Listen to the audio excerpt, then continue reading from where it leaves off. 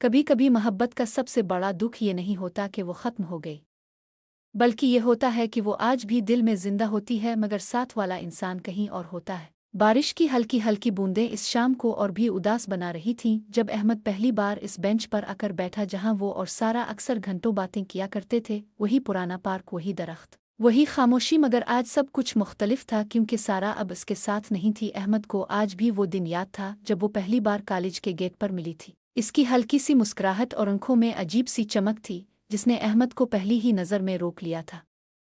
आहिस्ता आहिस्ता वो दोनों दोस्त बन गए और फिर दोस्ती कब मोहब्बत में बदल गई उन्हें खुद भी मालूम न हुआ। हर दिन एक नई उम्मीद लेकर आता था। वो पार्क में बैठकर मुस्तकबिल के ख्वाब देखते। अहमद कहता था कि एक दिन वो दोनों एक छोटा सा घर लेंगे जहां शाम को चाय पीते हुए हंसा करेंगे, और सारा हंसते हुए कहती कि बस एक शर्त है कि तुम मुझे कभी छोड़कर नहीं जाओगे। अहमद हमेशा मुस्करा कर कहता था कि मैं तो तुम्हें कभी रोने भी नहीं दूंगा, मगर जिंदगी शायद उन वादों पर हंस रही थी। एक दिन अचानक सारा ने अहमद को मिलने के लिए बुलाया और उसकी आंखों में वो चमक नहीं थी जो हमेशा हुआ करती थी। इसने धीमी आवाज में बताया कि इसके घर वालों ने इसकी शादी कहीं और तय कर दी है क्योंकि उनके लिए यही बेहतर था। अहमद को लगा जैसे किसी ने इसकी सांसें रोक दी हो। इसने बहुत कोशिश की कि सारा को रोक ले, मगर सारा की आंखों में बेबसी थी और वो सिर्फ इतना कह सकी कि बाज़ औक़ात इंसान अपनी खुशी के लिए नहीं बल्कि दूसरों की खुशी के लिए जीता है। इस दिन के बाद सब कुछ बदल गया। सारा एक दिन दुल्हन बनकर किसी और के साथ चली गई और अहमद के पास सिर्फ